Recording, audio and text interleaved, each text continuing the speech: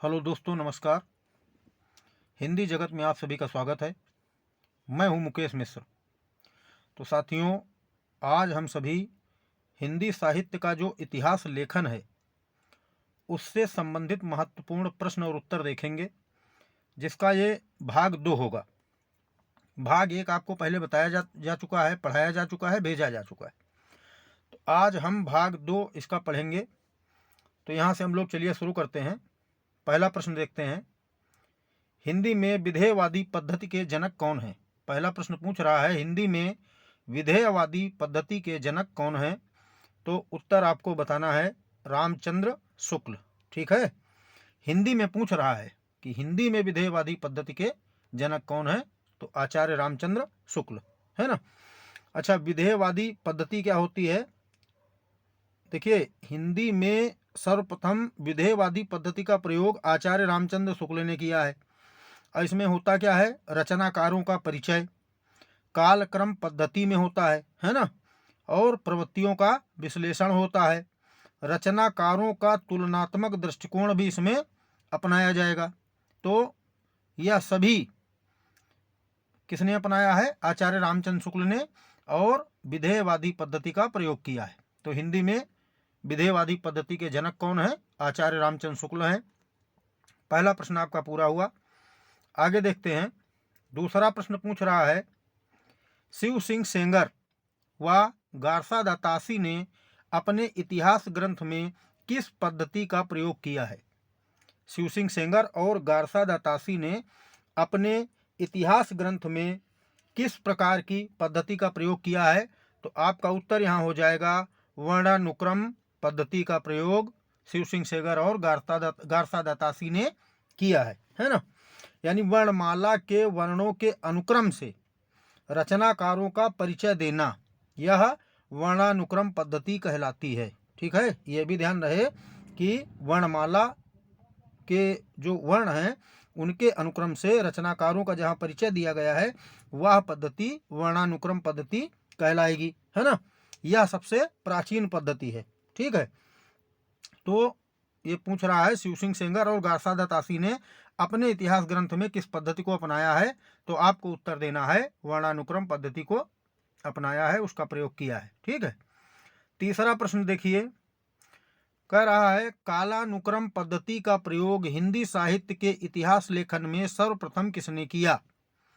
तो यह प्रश्न बहुत पूछा जाता है कि हिंदी साहित्य के इतिहास लेखन में सर्वप्रथम कालानुक्रम पद्धति का प्रयोग किसने किया है? तो जॉर्ज ग्रियर्सन ने किया है ना। जॉर्ज ग्रियर्सन ने किया है काल अनुक्रम। ठीक है, यानी जन्मतिथि के आधार पर रचनाकारों का परिचय ग्रियर्सन ने दिया है। जॉर्ज ग्रियर्सन ने जन्मतिथि के आधार पर रचनाकारों का परिचय दिया है। ठीक है, और जो इन्होंने लिखा है the modern vernacular literature of Hindustan, उसमें इन्होंने इसी पद्धति का प्रयोग किया है, कालानुक्रम पद्धति का। ठीक है, तो यहाँ पर आपके ये 3 प्रश्न पूरे हुए। अगला प्रश्न देखते हैं, प्रश्न नंबर 4 है। ठीक है, प्रश्न संख्या 4 है। पूछा जा रहा है वैज्ञानिक पद्धति का प्रयोग हिंदी साहित्य के इतिहास लेखन में सर्वप्रथम किसने किया? तो यहाँ पर आपका उत्तर हो जाएगा गणपति चंद्र गुप्त ने किया। वैज्ञानिक पद्धति का सर्वप्रथम प्रयोग हिंदी साहित्य के इतिहास लेखन में किसने किया? गणपति चंद्र गुप्त ने किया। और आपको यह ध्यान में रखना है कि हिंदी साहित्य का वैज्ञानिक इतिहास किसने लिखा? तो गणपति चंद्र गुप्त आपको बताना है। ठीक है, प्रवृत्तियों का विश्लेषण इसमें होता है और भाषा के विकास क्रम को ध्यान में रखा जाता है। ठीक है, तो यहाँ पर आपको ध्यान में रखना है हिंदी साहित्य का वैज्ञानिक इतिहास किसने लिखा? गणपति चंद्र गुप्त ने लिखा। वैज्ञानिक पद्धति का प्रयोग हिंदी साहित्य के इतिहास लेखन में सर्वप्रथम किसने किया? तो गणपति चंद्र गुप्त ने किया। अगला देखिए, अगला प्रश्न है। पहले यहाँ पर एक चीज समझ लीजिए कि मान लिया विकल्प में गोरखनाथ है, तो आप गोरखनाथ शब्द पहले देख के गोरखनाथ ही ना लगा देना। ठीक है, इसको पहले पढ़िए और उसके बाद उनके विकल्प पढ़िएगा। जब बहुविकल्पी परीक्षा आपको देनी हो तो आप उनके विकल्प पढ़िएगा पूरे, उसके बाद आपको उत्तर देना है। पूछा जा रहा है गोरखनाथ एंड दी कनफटा योगीज पुस्तक के लेखक कौन हैं। गोरखनाथ एंड दी कनफटा योगीज पुस्तक के लेखक कौन हैं। तो ब्रिंक्स जो है इसके लेखक हैं, है ना। ब्रिंक्स जो है इसके लेखक हैं। और अच्छा, यहाँ पर एक शब्द बीच में आया है कनफटा। हिंदी में जब आप समास पढ़ते होंगे तो समास में पूछ लेता है कि कनफटा में कौन सा समास है। तो देखिए, कनफटा शब्द मुख्य रूप से नाथों के लिए प्रयोग होता है, ठीक है। और उसमें आप जानते हैं जब कोई अन्य अर्थ निकलता है तो बहुब्रीहि समास होता है। तो यहाँ पर बहुब्रीहि समास आपका हो जाएगा। तो गोरखनाथ एंड दी कनफटा योगीज पुस्तक के लेखक कौन है, ब्रिंक्स हैं। और इन्होंने लिखी कब ये पुस्तक, तो 1955 ईस्वी में लिखी है, ठीक है, 1955 में। चलिए 5 प्रश्न हुए। अगला देखते हैं, 6 नंबर का प्रश्न है। पूछ रहा है इस्तवार द लिटरेच्यूर एंदुई ए हिंदुस्तानी के द्वितीय संस्करण का तृतीय भाग कब प्रकाशित हुआ। इस्तवार द लिटरेच्यूर एंदुई ए हिंदुस्तानी के द्वितीय संस्करण का तृतीय भाग कब प्रकाशित हुआ। तो आपको बताना है 1871 ईस्वी में प्रकाशित हुआ। देखिए, जॉर्ज ग्रियर्सन द्वारा यह लिखित है, ठीक है। और हिंदी का पहला इतिहास जॉर्ज ग्रियर्सन ने लिखा। फ्रेंच भाषा में लिखा हुआ है ना, फ्रेंच भाषा में लिखा हुआ है। और 2 संस्करण इसमें थे, 2 संस्करण इसमें हैं। पहले संस्करण में 2 भाग हैं। प्रथम भाग 1839 में प्रकाशित हुआ। प्रथम भाग 1839 में प्रकाशित हुआ प्रथम संस्करण का। और उसका दूसरा भाग 1847 में प्रकाशित हुआ। उसके बाद आ जाइए द्वितीय संस्करण की ओर। तो द्वितीय संस्करण में 3 भाग प्रकाशित हुए। पहला 1870 ईस्वी में, दूसरा 1870 ईस्वी में ही हुआ, और तीसरा 1871 ईस्वी में हुआ था। और यह प्रश्न पूछा गया है, ठीक है, यूपी टीजीटी परीक्षा में 2021 में यह प्रश्न पूछा गया है ना। तो प्रश्न यहाँ पर पूछा गया है इस्तवार द लिटरेच्यूर एंदुई ए हिंदुस्तानी के द्वितीय संस्करण का तृतीय भाग कब प्रकाशित हुआ। आपको बताना है 1871 ईस्वी में प्रकाशित हुआ। चलिए अगला प्रश्न देखते हैं। पूछ रहा है आलोचनात्मक पद्धति का प्रयोग हिंदी साहित्य के इतिहास लेखन में सर्वप्रथम किसने किया। हिंदी साहित्य के इतिहास लेखन में आलोचनात्मक पद्धति का प्रयोग सर्वप्रथम किसने किया। तो आपको उत्तर यहाँ पर देना है डॉक्टर रामकुमार वर्मा, है ना। डॉक्टर रामकुमार वर्मा ने सर्वप्रथम आलोचनात्मक पद्धति का प्रयोग किया है। और इनका इतिहास पूरा भी नहीं हुआ, अधूरा है ना। अगला प्रश्न देखते हैं। प्रश्न संख्या 8 है। पूछा जा रहा है गारसा द तासी के इतिहास ग्रंथ का 1953 ईस्वी में हिंदी साहित्य का इतिहास नाम से अनुवाद किसने किया। तो लक्ष्मी सागर वार्ष्णेय ने अनुवाद किया। गारसा द तासी के इतिहास ग्रंथ का 1953 ईस्वी में हिंदी साहित्य का इतिहास नाम से अनुवाद किसने किया। तो लक्ष्मी सागर वार्ष्णेय ने किया। 8 प्रश्न आपके यहाँ पर होते हैं। 9वां प्रश्न देखिए, परिभाषा पूछी गई है मानवीय प्रवृत्तियों की खोज इतिहास है।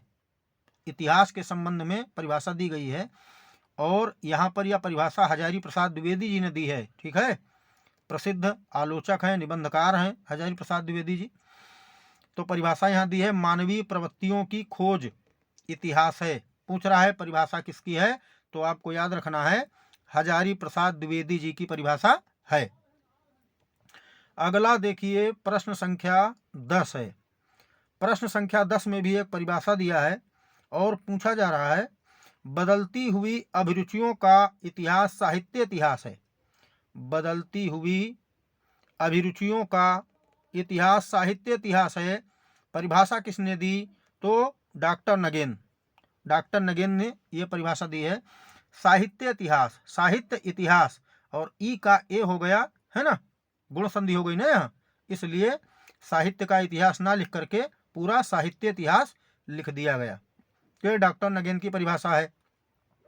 अगला देखिए प्रश्न संख्या 11। प्रश्न संख्या 11 में पूछा जा रहा है कि हिंदी में रचित हिंदी का प्रथम इतिहास ग्रंथ कब प्रकाशित हुआ। तो पहले तो आप ये समझ लीजिए कि हिंदी में रचित हिंदी का प्रथम इतिहास ग्रंथ कौन सा है ना। तो शिव सिंह सरोज है। किसने लिखा है? शिव सिंह सेंगर ने लिखा है ना। शिव सिंह सरोज है हिंदी में लिखा हुआ पहला इतिहास ग्रंथ हिंदी का। और शिव सिंह सरोज किसने लिखा है? तो शिव सिंह सेंगर ने लिखा है। अब यहाँ पूछ रहा है प्रकाशन कब हुआ। तो 1883 ईस्वी में यह प्रकाशित हुआ है ना। और यह हिंदी में रचित हिंदी का प्रथम इतिहास ग्रंथ है। कहाँ से प्रकाशित हुआ था? तो नवल किशोर प्रेस लखनऊ से यह प्रकाशित हुआ था। ठीक, शिव सिंह सेंगर, शिव सिंह सरोज, प्रकाशन 1883। आगे देखते हैं, पूछ रहा है ग्रियर्सन का इतिहास ग्रंथ कब प्रकाशित हुआ। ग्रियर्सन का इतिहास ग्रंथ कब प्रकाशित हुआ? तो उत्तर यहाँ पर दिया हुआ है 1888 ईस्वी में प्रकाशित हुआ। जॉर्ज अब्राहम ग्रियर्सन, ठीक है, 1888 ईस्वी में प्रकाशित हुआ। और इनके इतिहास ग्रंथ का नाम क्या था? The modern vernacular literature of Hindustan. ये अंग्रेजी में लिखा हुआ हिंदी साहित्य का पहला इतिहास था। ठीक है, तो प्रकाशन अगर पूछ रहा है तो आपको 1888 बताना है, ये आपको ध्यान रखना है। और यह भी कालानुक्रम पद्धति में है। यदि पूछ ले कि इसमें कितने रचनाकारों को स्थान दिया गया है, तो देखिए आपको ध्यान में रखना है लगभग 1000 रचनाकारों को जॉर्ज ग्रियर्सन द्वारा जो रचित इतिहास ग्रंथ है the modern vernacular literature of Hindustan, उसमें लगभग 1000 कवियों को स्थान दिया गया है। ठीक, और संख्या कितनी है अगर बिल्कुल कंफर्म कर ली जाए तो 952 है रचनाकार। इसमें कुल 952 रचनाकार हैं। ठीक है, तो ये आपका 12 नंबर प्रश्न हो गया। आगे देखते हैं, मिस्र बंधु विनोद किसकी रचना है। पूछ रहा है मिस्र बंधु विनोद किसकी रचना है। तो मिस्र बंधु विनोद मिस्र बंधुओं की रचना है। मिस्र बंधुओं में 3 भाई आते हैं, श्याम बिहारी मिश्र, सुखदेव बिहारी मिश्र और गणेश बिहारी मिश्र। इनको श्याम सुख गणेश के नाम से भी आप याद कर लीजिए। अच्छा, मिस्र बंधु विनोद कितने भागों में प्रकाशित हुआ। तो पहली चीज तो समझ लो इसके 4 भाग थे। ठीक है, 4 भाग थे मिस्र बंधु विनोद में। और पहला, दूसरा और तीसरा, यह 3 भाग प्रकाशित हुए 1913 ईस्वी में। मिस्र बंधु विनोद के जो प्रथम 3 भाग हैं, पहला, दूसरा, तीसरा, वह 1913 में प्रकाशित हुए।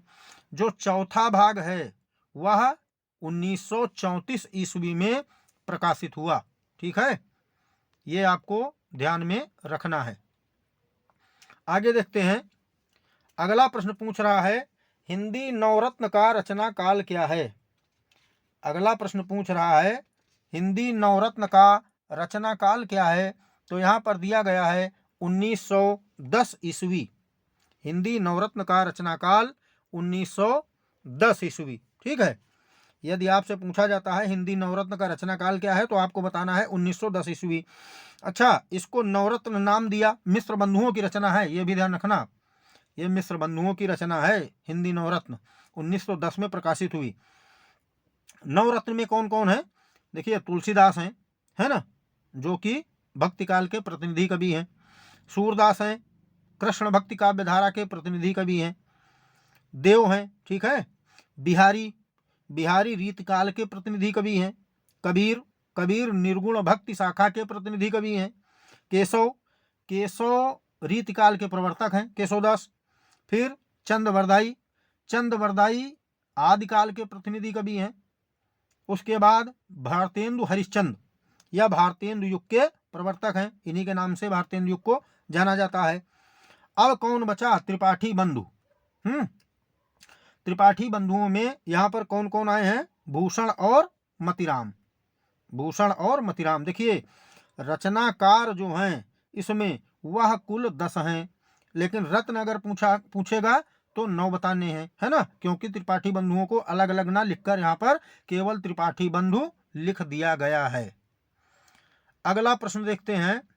प्रश्न संख्या 15 है। पूछ रहा है शुक्ल जी का हिंदी साहित्य का इतिहास ग्रंथ कब प्रकाशित हुआ। शुक्ल जी का हिंदी साहित्य का इतिहास ग्रंथ कब प्रकाशित हुआ, तो आपको बताना है 1929 ईस्वी में प्रकाशित हुआ। 1929 ईस्वी में प्रकाशित हुआ। देखिए, यह इतिहास ग्रंथ जो है वह हिंदी शब्द सागर की भूमिका के रूप में लिखा गया था। हिंदी शब्द सागर की भूमिका आचार्य रामचंद्र शुक्ल ने हिंदी साहित्य का विकास नाम से, है ना, लिखी थी। कब? 1928 ईस्वी में। अब भूमिका लिख रहे थे, लेकिन भूमिका बहुत विशाल लिख डाली, तो भूमिका विशाल हो जाने के कारण इसे हिंदी साहित्य का इतिहास नाम से प्रकाशित करवाया गया 1929 में। ठीक है, तो वही पूछ रहा है शुक्ल जी का हिंदी साहित्य का इतिहास कब प्रकाशित हुआ, तो आपको बताना है 1929 ईस्वी में प्रकाशित हुआ। चलिए, 15 प्रश्न आपके हो गए। आगे देखते हैं 16वां प्रश्न शुक्ल जी से संबंधित है। पूछ रहा है शुक्ल जी ने हिंदी साहित्य के विकास क्रम को कितने भागों में बांटा है।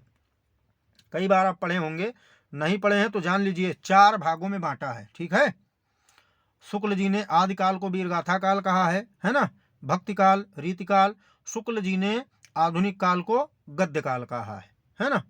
शुक्ल जी ने हिंदी साहित्य के विकास क्रम को कितने भागों में बांटा है, तो 4 भागों में बांटा है। आगे देखिए, अगला प्रश्न है शुक्ल जी से संबंधित 17 नंबर प्रश्न भी है। पूछा जा रहा है कि मुंज या भोज को हिंदी का प्रथम कवि किसने माना है। मुंज या भोज को हिंदी का प्रथम कवि किसने माना है, तो आपको यहाँ पर उत्तर बताना है आचार्य रामचंद्र शुक्ल जी ने मुंज या भोज को हिंदी का प्रथम कवि माना है। ठीक है, आचार्य रामचंद्र शुक्ल जी ने मुंज या भोज को हिंदी का प्रथम कवि माना है। इतना आपको ध्यान में रखना है। चलिए आगे बढ़ते हैं। अच्छा, अगर डॉक्टर रामकुमार वर्मा के लिए पूछ ले किसको माना है रामकुमार वर्मा ने, तो आपको बताना है स्वयंभू को माना है। और यदि पूछ ले गणपति चंद्र गुप्त ने किसको माना है, तो शालिभद्र सूरी को माना है। राहुल सांकृत्यायन ने किसको माना है, सरहप्पा को माना है। और सरहप्पा ही हिंदी के प्रथम कवि हैं, यही सर्वमान्य है। ठीक है, तो अलग अलग आपको ध्यान में रखना है। और सर्वमान्य वाला तो सबको पता ही होगा कि सर्वमान्य मत यह है कि सरहप्पा हिंदी के पहले कवि हैं। आगे देखते हैं, कवियों के परिचयात्मक विवरण मैंने मिश्र बंधु विनोद से लिए। कवियों के परिचयात्मक विवरण मैंने मिश्र बंधु विनोद से लिए। किसका कथन है? शुक्ल जी का कथन है। देखिए, शुक्ल जी ने जो हिंदी साहित्य का इतिहास लिखा है उसमें इन्होंने जो कवियों का परिचय दिया है, ठीक है, तो परिचयात्मक विवरण जो इन्होंने लिया है वह मिश्र बंधु विनोद से लिया है। यानी कि ये कह सकते हैं कि शुक्ल जी का जो इतिहास ग्रंथ है वह उसका आधार ग्रंथ कौन सा है, तो मिश्र बंधु विनोद है। और यह शुक्ल जी की परिभाषा है, शुक्ल जी का कथन है कि कवियों के जो परिचयात्मक विवरण हैं वह मैंने मिश्र बंधु विनोद से ही लिया है, शुक्ल जी ने स्वयं कहा है। देखिए, इससे संबंधित अभी हम लोग ऊपर पढ़ चुके हैं। दोबारा फिर प्रश्न आया है, हिंदी साहित्य का आलोचनात्मक इतिहास के लेखक कौन हैं, तो डॉक्टर रामकुमार वर्मा हैं, है ना। आलोचनात्मक पद्धति का प्रयोग भी हिंदी में सबसे पहले डॉक्टर रामकुमार वर्मा ने ही किया है। पूछा जा रहा है हिंदी साहित्य का आलोचनात्मक इतिहास के लेखक कौन है, तो डॉक्टर रामकुमार वर्मा है। आगे देखते हैं प्रश्न संख्या 20, हिंदी साहित्य उद्भव एवं विकास का प्रकाशन वर्ष क्या है। पहले समझ लीजिए इसके लेखक कौन है। हिंदी साहित्य उद्भव एवं विकास हजारी प्रसाद द्विवेदी जी हैं। ठीक है, हजारी प्रसाद द्विवेदी जी हैं। अब पूछ रहा है प्रकाशन वर्ष कब हुआ, तो 1952 ईस्वी में हुआ। 1952 ईस्वी में हुआ। आपको देखिए, हजारी प्रसाद जी की 2-3 रचनाएं हैं, ठीक है, इनके इतिहास ग्रंथ हैं, महत्वपूर्ण है और पूछे जाते हैं। यहाँ पर पूछा है हिंदी साहित्य का उद्भव एवं विकास का प्रकाशन वर्ष क्या है, 1952 है। और रचनाकार इसके कौन है, तो हजारी प्रसाद द्विवेदी हैं। दूसरा अगर यहाँ पूछ लेता हिंदी साहित्य की भूमिका का प्रकाशन कब हुआ, तो 1940 में हुआ। ठीक है, वह भी हजारी प्रसाद द्विवेदी द्वारा लिखा गया है। तीसरा अगर पूछ ले हिंदी साहित्य का आदिकाल, ठीक है, तो इसमें देखिए हिंदी साहित्य के आदिकाल में कहीं कहीं 52 मिलता, कहीं कहीं 53 मिलता है ना, तो आपको 53 बता देना है। ठीक है, हिंदी साहित्य का आदिकाल, और यह भी हजारी प्रसाद द्विवेदी जी द्वारा ही लिखा गया है। चलिए 20 प्रश्न हो गए, आगे देखते हैं। देखिए यहाँ पूछ लिया वही प्रश्न, हिंदी साहित्य का आदिकाल पुस्तक के लेखक कौन है, तो अभी मैं बता चुका हूँ 1953 ईस्वी हिंदी साहित्य का आदिकाल किसके द्वारा लिखा गया है, तो हजारी प्रसाद द्विवेदी जी द्वारा लिखा गया है। ठीक है, आगे हिंदी साहित्य का वैज्ञानिक इतिहास कितने भागों में प्रकाशित हुआ, हिंदी साहित्य का वैज्ञानिक इतिहास कितने भागों में प्रकाशित हुआ, तो यहाँ पर उत्तर दिया हुआ है 2 भागों में प्रकाशित हुआ। हिंदी साहित्य का वैज्ञानिक इतिहास 2 भागों में प्रकाशित हुआ। ठीक है, और हिंदी साहित्य का वैज्ञानिक इतिहास किसने लिखा, तो गणपति चंद्र गुप्त ने लिखा। वैज्ञानिक पद्धति पर लिखा गया पहला है इतिहास हिंदी में, है ना। हिंदी साहित्य में जो ये हिंदी साहित्य का जो वैज्ञानिक इतिहास लिखा गया है वैज्ञानिक पद्धति पर, वह सबसे पहले किसने लिखा है, तो गणपति चंद्र गुप्त ने लिखा है। यहाँ पूछा गया है हिंदी साहित्य का वैज्ञानिक इतिहास जो है उसमें कितने भागों में वह प्रकाशित हुआ है, तो 2 भागों में प्रकाशित हुआ। पहला 1964 में और दूसरा 1965 में प्रकाशित हुआ है। इसकी पद्धति कौन सी है, तो वैज्ञानिक पद्धति है। अगला देखते हैं 23 नंबर प्रश्न। 23 नंबर प्रश्न देखते हैं, पूछ रहा है हिंदी साहित्य का बृहद इतिहास, हिंदी साहित्य का बृहद इतिहास का अंतिम भाग कब प्रकाशित हुआ, हिंदी साहित्य का बृहद इतिहास का अंतिम भाग कब प्रकाशित हुआ, तो यहाँ आपको बताना है 1984 ईस्वी। ठीक है, नागरी प्रचारणी सभा काशी द्वारा प्रकाशित हुआ था। 18 खंडों में प्रकाशित करने की योजना थी, लेकिन 16 खंडों में अब तक प्रकाशित हो चुका है। चलिए आगे देखते हैं, प्रश्न संख्या 24, हिंदी साहित्य का बृहद इतिहास के प्रथम भाग का नाम क्या है। बहुत पूछे जाते हैं, इसके 4-5 भाग ऐसे हैं जिनके नाम बहुत महत्वपूर्ण है, जो पूछे जाते हैं कब प्रकाशित हुआ और उनका नाम क्या है। पूछा जा रहा है हिंदी साहित्य का बृहद इतिहास के प्रथम भाग का नाम क्या है, तो आपको बताना है हिंदी साहित्य की पीठिका, और प्रकाशित कब हुआ, तो 1957 ईस्वी में इसका प्रकाशन हुआ। ठीक है, हिंदी साहित्य का बृहद इतिहास का प्रथम भाग। अगला देखिए 25 नंबर प्रश्न है, पूछा जा रहा हिंदी का गद्य साहित्य पुस्तक के लेखक कौन है, हिंदी का गद्य साहित्य पुस्तक के लेखक कौन है, तो उत्तर आपको बताना है रामचंद्र तिवारी हैं, और प्रकाशन कब हुआ, 1955 ईस्वी में हुआ। हिंदी साहित्य का इतिहास लेखन से संबंधित प्रश्न ये हम आप लोगों के लिए लेकर आए हैं। ज़्यादा से ज़्यादा प्रश्न देखिए, भाग 1 भाग 2 हमने तैयार कर दिए। और प्रयास ये है कि जो परीक्षा हो यहाँ से प्रश्न जो पूछे जाते हैं वह इन्हीं 2 क्लास से आपको मिल जाए, है ना। अगला पूछ रहा है 26 नंबर प्रश्न में, राजस्थानी भाषा और साहित्य पुस्तक के लेखक कौन है। बहुत प्रसिद्ध हैं मोतीलाल मेनारिया। ठीक है, मोतीलाल मेनारिया राजस्थानी भाषा और साहित्य पुस्तक के लेखक हैं। महत्वपूर्ण पुस्तक है, हिंदी की किसी भी परीक्षा के लिए बहुत महत्वपूर्ण है, आपको यह सब ध्यान से पढ़ते रहना है। 27 नंबर प्रश्न देखिए, पूछ रहा है हिंदी साहित्य का आधा इतिहास पुस्तक के लेखक कौन है। हिंदी साहित्य का आधा इतिहास पुस्तक के लेखक कौन है, तो सुमन राजे हैं। ठीक है, और प्रकाशन वर्ष पूछे तो 2003 बता देना, 2003 बता देना। हिंदी साहित्य का आधा इतिहास पुस्तक के लेखक सुमन राजे, और प्रकाशन वर्ष 2003 ईस्वी। चलिए आगे बढ़ते हैं 28 नंबर प्रश्न पर। पूछ रहा है हिंदी साहित्य का इतिहास दर्शन जितनी भी प्रसिद्ध पुस्तकें हैं मैं उनसे संबंधित प्रश्न ही यहाँ लेकर आया हूँ। हिंदी साहित्य का इतिहास दर्शन पुस्तक पूछ रहा है, इसके लेखक कौन है, तो नलिन विलोचन शर्मा हैं, और प्रकाशन कब हुआ, तो 1960 ईस्वी में हुआ, है ना।